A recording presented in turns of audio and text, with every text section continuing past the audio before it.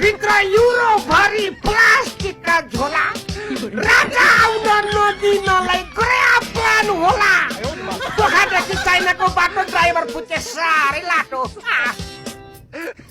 25 करोड पैसा बोकी हिँड्छ गाडी चाइना आफ्नो भने भोला खाने पैसा पनि छैन चन्दन तस्करी पुस्तकको त होइन अहिले 25 भोलि 20 भन्दै कुरा गर्छन् नक्कली पो रहेछ भन्दै नेताले पेट भर्छन् पैसा भेट्ने हाम्रो नेताको खर्च मेट्ने गरिबैले जनता मर्दा फुट्या कौडी कहाँ छ यही बाटोमा पैसा बोक्दै गाडी दौडिरहेछ 25 करोड पक्राउ पर्दा नेताहरूलाई सोक्छ कसले भन्छ मान्त्रकले ढुङ्गा मात्रै बोक्छ